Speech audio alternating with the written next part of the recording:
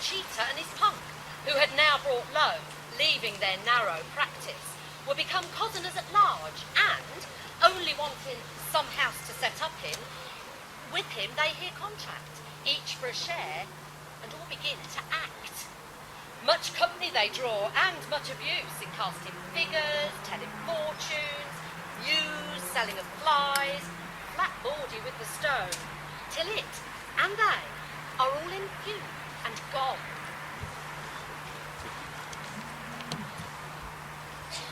Believe it! I will! Thy worst, thy varsity! What are your wits? Why, gentlemen, for love! Zero, I'll strip you! Ooh, what to do? Lick bits out of my arse! Rogue out of all your slides! Nay, look, you sovereigns general, are you madmen? Oh, let the wild sheep loose. I'll gum thy silks with good strong water if you'll come. Will you have the neighbours here? Will you betray all?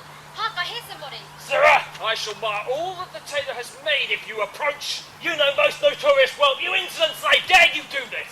Yes, Faith, yes, Faith! Why, who am I, my mongrel, who am I? I shall tell you, since you know not yourself. Oh, speak lower, rogue! You were once, time not long past, good honest keeper of thy master's worship house, here in the friars for the vacations. Will you be so loud? And by my means translated the suburb captain. By my means, Dr. Dodd. By your means. All I speak of within man's living memory. Oh, why, I pray you, have I been countenanced by you or you by me? Do me recall, sir, where I met you first. I do not hear so well. Not of this, I think, but I will put you in mind. At Pie Corner, taking in your meal of steam from cooked stalls, where, like the father of hunger, you did walk piteously costed with your pinched on nose. I wish you could raise your voice a little. Where you went pinned up in the several rags and scraps you had picked and raked from dunghills, your feet in mouldy slippers, and a thin threadbare cloak that scarce would cover your no butter. So, sir, when all your alchemy and algebra, your animals, vegetables and minerals, your conjuring, your cousining, and your dozens of trades could not relieve your corpse with enough rags for tinder to make you a fire. I countenanced you, gave you credit for your coals, your glasses, your materials. These hands built you a furnace, drew you customers, advanced all your black arts, lent you besides a house to practice in, your master's house, where you have practiced the more thriving skill of board racing. Yes, in your master's house. You might speak softly, a rascal. Thou art scarab. I'll teach you to beware to tempt a fury from me that carries tempest both in hand and voice. Oh, the place has made you valiant. Oh, thou art vermin. Had I taken thee out of dung, so poor and so wretched that no living creature would keep thee company except for spiders or worse, brought thee out of brooms and dust and watering pots, exalted thee, sublimed thee, and made thee fit for more than ordinary fellowship, but in the third region that I call the state of grace, brought thee to spirit, to quintessence with pains, that twice would have won me the philosopher's work, made thee a second in thy own great art. I taught you how to cheat at cards, dice, cockpit, horse race, whatever tinkerture else. And do I have this for thank? Do you rebel? Oh, would you be gone now? What mean you, gentlemen? Will you mar all? Slave, thou hast no name. Will you undo yourselves with civil war? I've never been known for all the world except for monsters and tapsters, had not I been. Do you know who hears you, sovereign? Sirrah! I thought you were civil, general. I will grow desperate if you grow thus loud. Go hang myself, I care not. Hang thee and all your pots and your pans in picture I will since thou hast This proved will me. overthrow all! Oh, wait, you treacherous rascal! Out, you insolent leech, the vomit of all prison, Will you cheater! do your own destructions, gentlemen? Board, cowherd, conjurer, cut-face, witch! Me, we are lost ruins. Have you no more regard to your reputations? Where's your judgment so I have yet some care of me, of your republic? Oh, away this bitch! I will bring thee in the statute of sorcery, and your neck within a noose for laundering gold and barbing it. You'll make a fool of yourself, will you? And you too with your menstruum. Gather it up, it's death, you abominable pair of stinkers! Leave off your barking and grow one again, or by the light that shines I'll cut your throats. I'll not be made a prey unto the marshal for never a snarling dog bolt to be both. You together cousined all this while, and all the world, and now it may be said, you've made most courteous shifty cousin yourself. You would accuse him, you'll bring him in within the statute. Who shall take your words? A horizon, upstart, fake captain, whom not a Puritan in Blackfriars will trust so much as for a feather. And you too will give away the cause, forsooth, and claim first share of the spoils. You must be chief, as if you really have the powder to project with, and the work were not begun out of equality. Then could you tripartite? All things in common, without priority? Death, you perpetual curse! Fall to your couples again, and cousin kindly and heartily and lovingly as you should, and lose not at the beginning of a term. Or by this hand I shall go factious too, and take my part and quit you. Oh, 'tis his fault. He ever murmurs and objects his pains and says, the weight of all lies upon him. Aye, me. How does it? Do not we sustain our parts? Yes, but they are not all equal. If yours exceeds today, I hope ours may tomorrow match him. Aye, they may. May, murmuring massify and do. Help me to throttle him. Oh! It's just Dorothy! Precious one! Oh, what do you mean I'll do anything? Because of fermentation and sebation. Oh, not I, my heaven! Oh, you sullen Luna, help me! Oh, when I can breathe! Oh, I'll do anything! Go on and swear, and quickly. What should I swear on? To leave your quarrelling and labour kindly in the common work. Oh, I can breathe!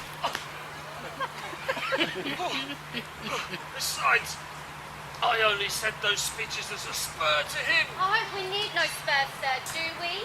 That's right. A wager. Prove today who shall sharp the best. Agreed. Yes. Well, close and friendly. Oh, who is that? A dog to the window. Pray it's not your master returned this quarter. Oh, worry not about my master. While there dies one a week of the plague in London, he's safe from thinking about coming back here. Besides, he's at his op yards now. I had a letter from him. If he thinks of coming back, he'll send such word for airing of the house as you'll have sufficient time to quit it. Who is it? A fine young quadling. Oh, my lawyer's clerk. I lighted on her last night in Holborn at the Dagger. She would have, I told you of her, a familiar for gambling on horses and winning at cups. Oh, daring. But wait, who should do it? Look, get you your robes on. I'll meet you as if going out. What shall I do? Not be seen. Away. Seeing you very reserved.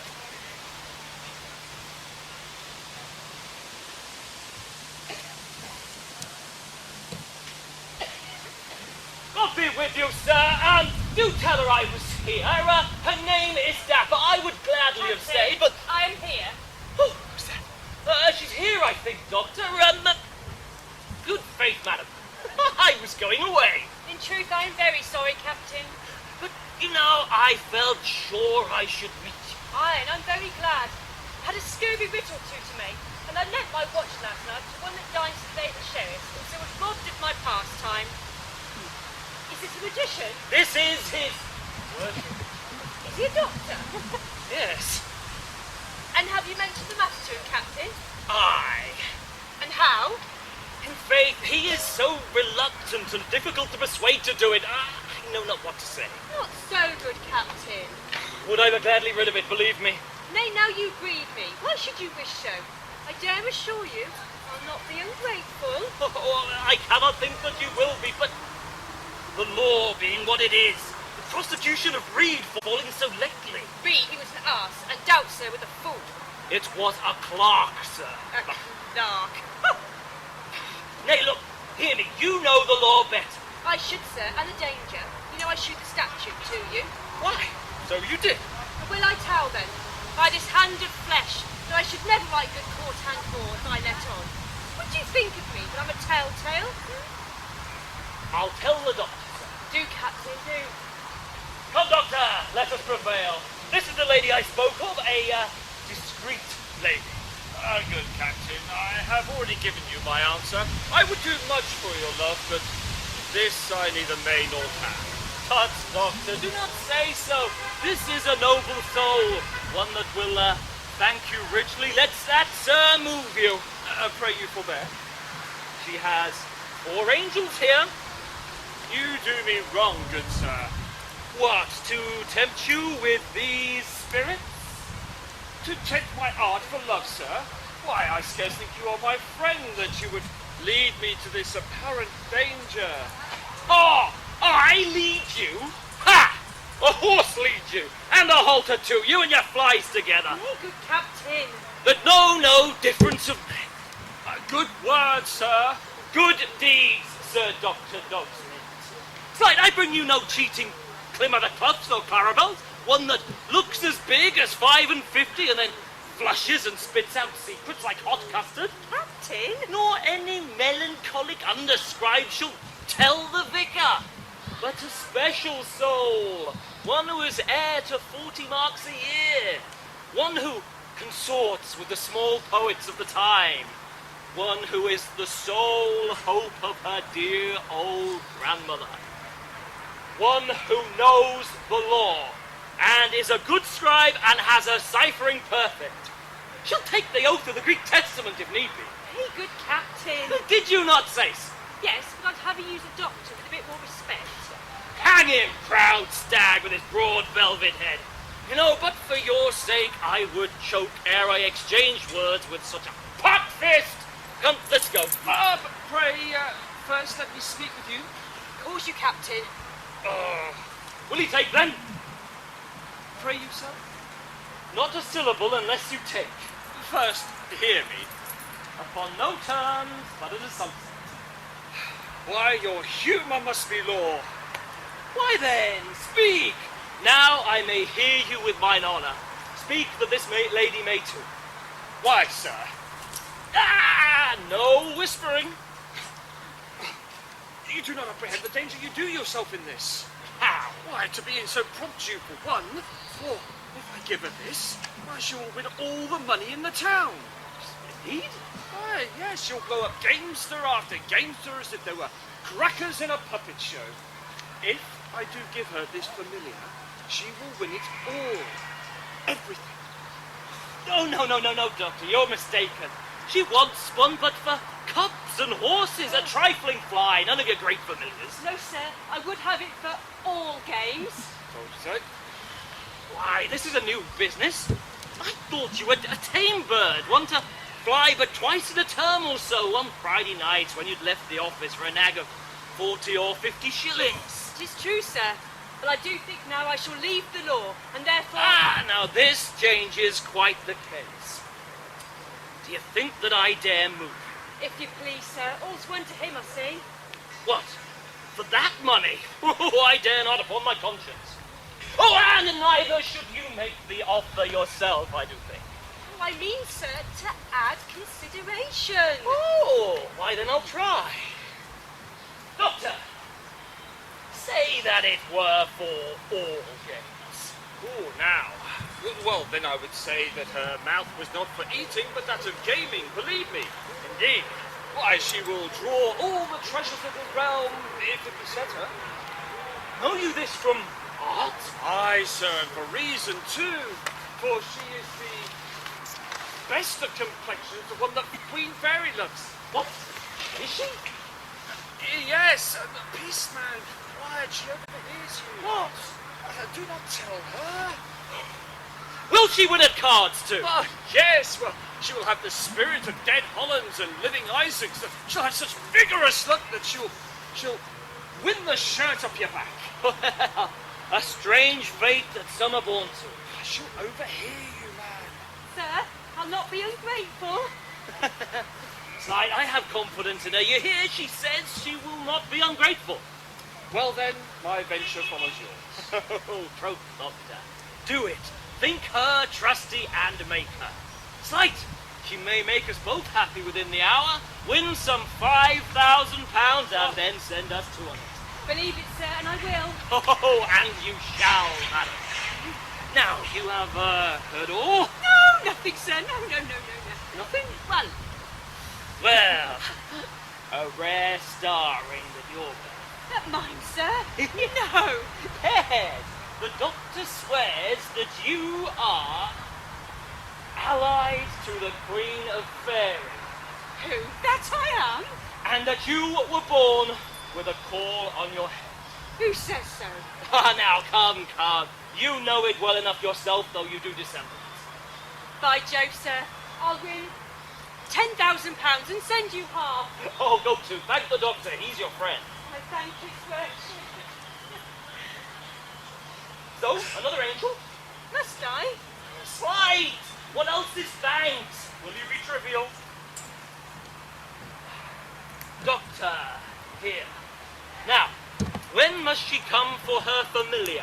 Well, I've not had it with me. Oh, no. There's a world of ceremonies to pass. Why, you must be bathed and fumigated.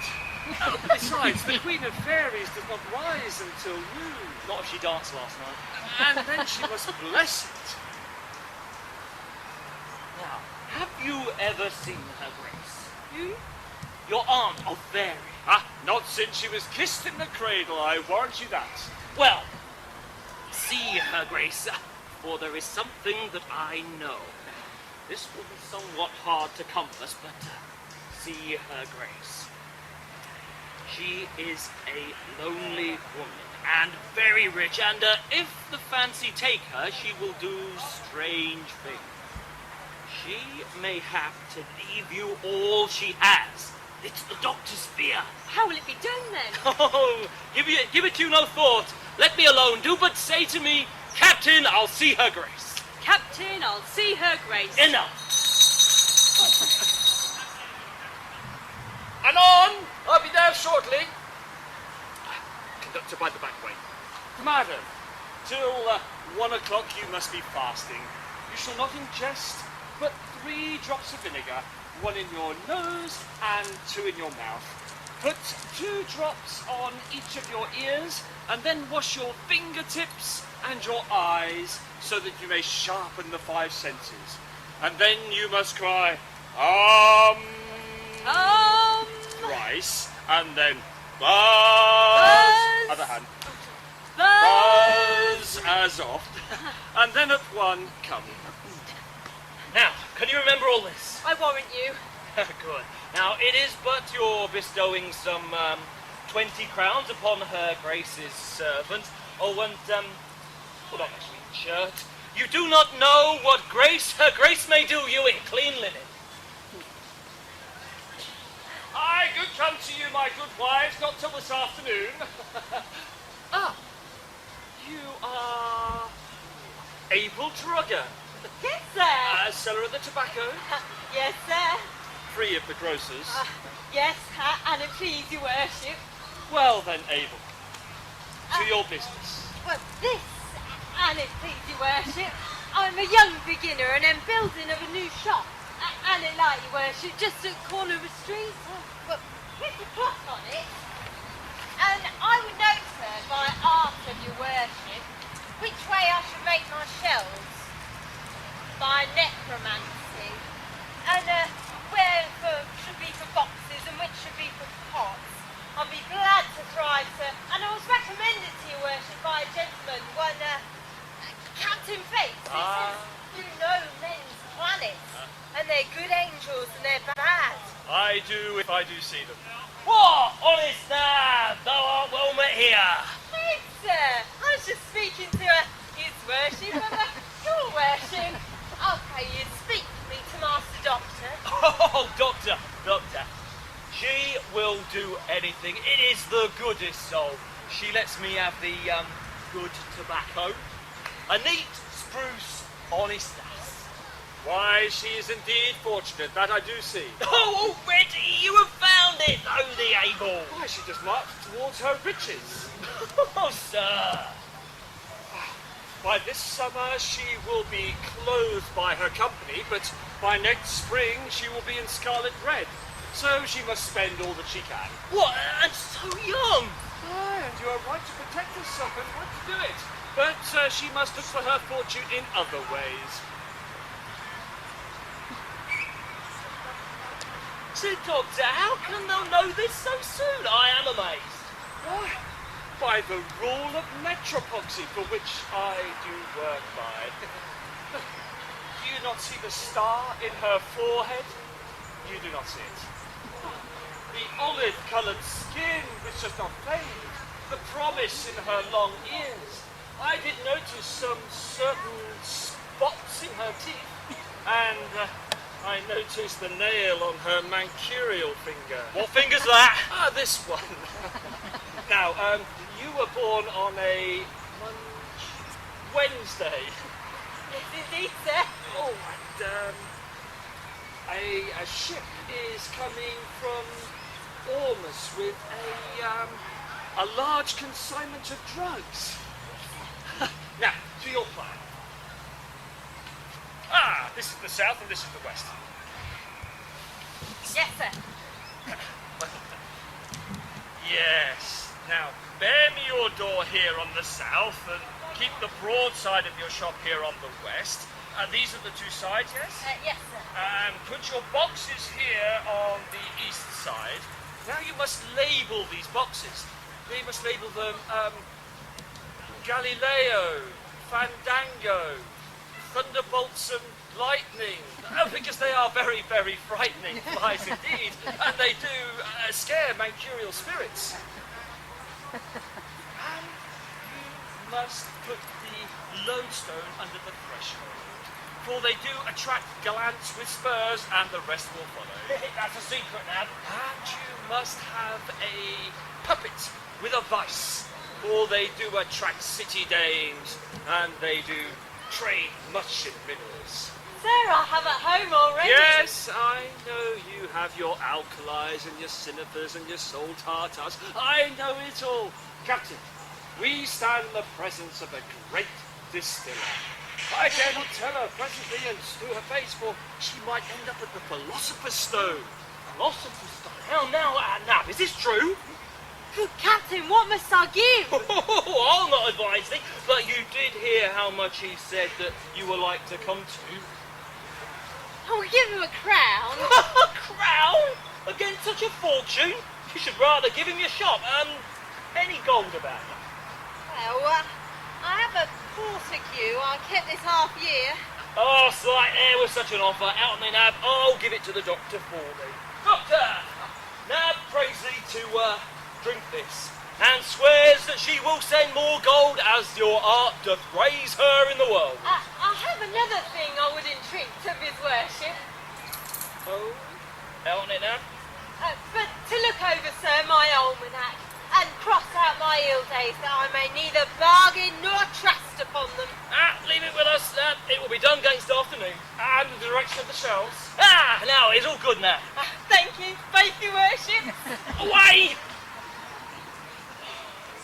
Why now, you smoky persecutor of nature? Now do you see that there's more to it than your crucibles and your concubines? You must have stuff brought home to you to work on. And yet, you think I am at no expense in seeking out these leads and then following them up? For God, my expenses often come to more than my share in this rare works. You are so precious, sir. What say you, mate? Dainty doggin? Yonder fishwife will not away, and there's your giantess of order Oh, I Lambert. cannot speak with them Not now. of all night. I have told them in a voice through the trunk like one of your familiars. But I have spied Sir EPICURE MAMMON Where? coming along at the far end of the lane, slow of his feet, but earnest of his tongue to what's up with him. Excellent, excellent. Now go, get ready, both of you. Oh, I did look for him since the sun rose this morning. I marvel the fact that he could sleep at all. For today's the day we perfect the work, the great magisterium, the stone. Why, I see no end to his labours. Why, he'll make nature her very self envious of her long sleep. As if art will do much more for mankind for her love than he shall ever do. And, if his dreams last, we shall all live in an age of gold. Come, sir, set foot on shore on Nouveau Orbe. Here the rich Peru, and there within, sir, are the golden mines. This is the day wherein I shall pronounce the happy words to all my friends. Be rich. Where may settle now within home? Sir, will come to you by and by. That is his fire drake. His lungs is Zephyrus, he that puffs his coal till he fork nature up from its own centre. You are not faithful, sir. Why, this very night will I turn all that is metal in my house into gold. And then in the morning will I send to all the plovers and pewterers and buy their tin and lead up, and then in the morning send to Lothbury and buy all their copper. What, and turn that too? Then I shall purchase Devonshire and Cornwall and turn them into perfect Indies. You admire now. No faith. But when you see the effects of the great medicine, then you'll believe me, eh? Yes, when I see it I will. But if my eyes do cheat me so, I'll have a quart to piss them out next day. Early, I assure you, I fable you not. He that has the flower of the sun, the perfect ruby, which we call elixir, not only can he do that, but by its virtue can confer honour, respect, love, long life, give safety, valour, even victory to whom he will. Why, sir, in 28 days, I'll make an old man of 80 a child. No doubt. He's that already. No. Restore his years. Renew him like an eagle. You are incredulous. Faith, I have a humour. I would not willingly be gulled. Your stone cannot transmute me. Pertinax, my surly, what will you believe? Antiquary? Records? I can show you a book where Moses and his sister and Solomon have written on the art, and a treatise penned by Adam. How? A lot of us stones her, and in High Dutch. Did Adam write, sir, in High Dutch? Indeed, sir, in High Dutch, which proves it was the primitive tongue. What paper? On cedar board. Oh, that at least will last against worms. I also have a piece of Jason's fleece, which was none other than a book of alchemy, writ on large sheepskin. Ha! Lungs! Come now, do we succeed? Is it our day? 3 hours and, sir, prepare you to see projection. Lovely. Once again I say to you, be rich. Is it ready, my Zephyrus? Blesses the bonehead. Oh, like a wench with child, sir, but now discovered to a master. Excellent, witty lungs. I'll restore thee thy complexion. Poof, lost in the embers, and repair the brain, hurt with the fume of the metals. Oh, I have blown hard for you, sir. Where's master? Oh, he's at his prayers, sir. He good man. He's doing his devotions for the success. Lungs, I will set a period for thy labours. I will make you master of my Seraglio. Oh, good, sir. Do you hear, Lungs? I'll geld you first. Yes, sir. For I do intend to have a list of wives and concubines equal to that of Solomon, who held the stone alike with me.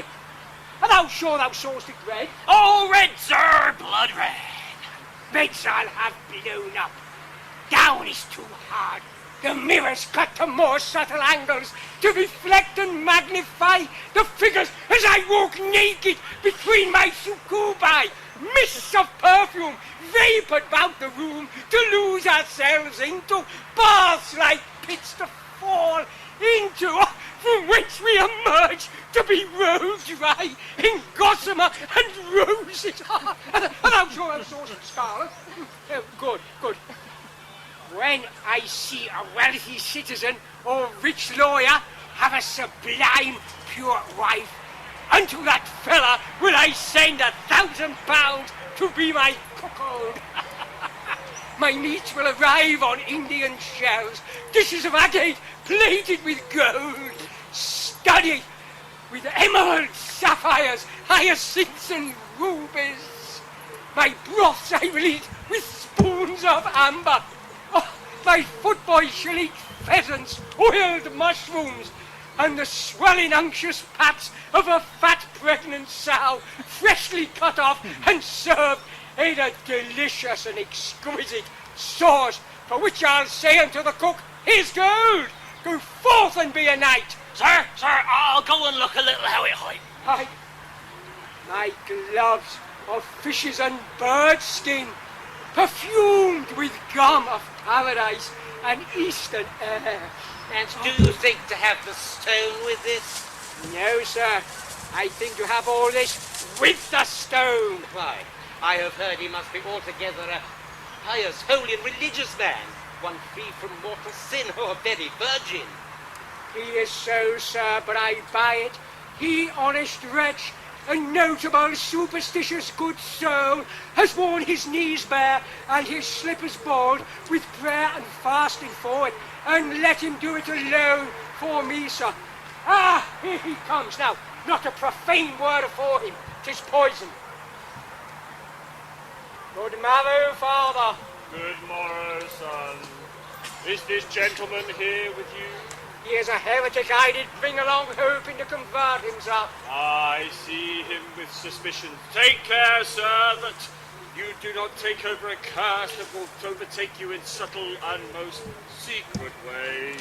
You shall not need to fear me, sir. I merely come to have you confute this gentleman. Who is indeed, sir, somewhat positive of belief toward your stone, would not be gulled. In that case, sir, all I can say to him is, the work is done! Praise be to God on heaven on high, that we should prove worthy of him! Helen, Spiegel! Anon, sir! To the registers, lessen the heat by degrees to the arbels. Yes, sir! And did you look over the bolt head yet? Where John be, sir? Aye, and what is the complexion? White-ish. Ah, right. Infuse the vinegar so you can draw the violet substance out, and filter the water in glass E, and put it in a grapes egg, lute it well, and close it in the Polano. I will, sir. What a brave language here is. I assure you I shall employ it in all pious uses, found grammar schools and colleges, marry young virgins, build hospitals, and now and then a church.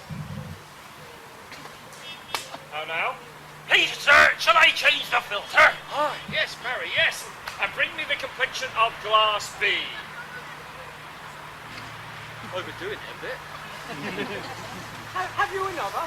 Oh, well, sir, if I was assured of your piety, then I would not need the means to glorify it. But I do intend to take C in heated sands tomorrow, so that we may give him the imbibitions of it. In white oil? No, in red F, for that is over the helm too. I pour it on the rectified water. Yes, and reverberating the amphia. How now? What is the complexion? Oh, the ground black, sir. No, 'tis not right. If I were to crow, I would say that it lacked something. Oh, I looked for this. Oh, I know, sir. What we need is some 3 ounces of fresh material, sir. Only 3? Oh, no more, sir. Here's money, what will serve? Oh, no, ask him, sir. How much, sir? 9, 10 Oh, pounds. there's 20 and because do. It is. Well, that's Take it. 20 will do, but that will see the completion of all our works, apart from the lesser ones which are stuck in the vexations, and the third which is in the accession.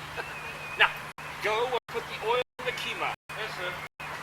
Oh, and the philosopher's vinegar. We shall have salad. When we make projection. Sir, be not a taste. I exalt our men and hang the belay. Why? I will him so I can chill him. Then I shall so can make as I shall. What? Ounce.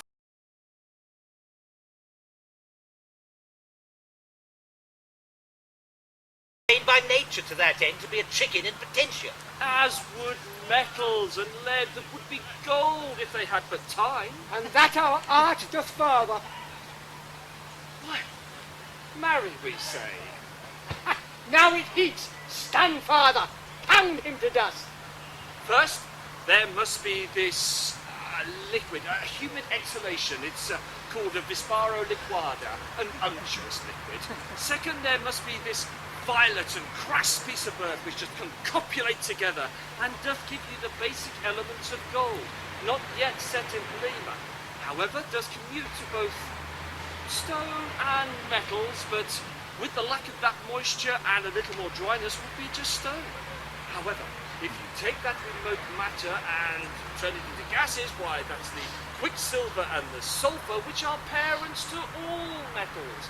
Nor can you take this remote matter and put it into extreme unto extreme and expect to grow gold over all things. No. Nature takes the imperfections and pushes them to perfections. Now, if you were to take the fatness of the sulfur and add a little of the red mixture, as we were talking of, then you would say that was of the male part, and the rest of them of the female part, and if you believe in this hermaphrodity, well, then you would say all the rest are lame and ductile and malleable. But they are found in all metals, and under the fire are found in gold, which is as good as any that are mined. Why, do we not witness the art of nature when you've got the hornets, the beetles, the wasps, who deal in nothing but dung and carcasses, and they are but insects, more perfect than metals? Well said, Father. I'll believe that alchemy is a pretty kind of game. Something like tricks of the cards to cheat a man with charming. So, sir? Well, what else are all your terms where no one of your writers agrees with the other? Your elixir and elacvagenes, your stone, your medicine and your chrysosperm. Oh, and then there's a red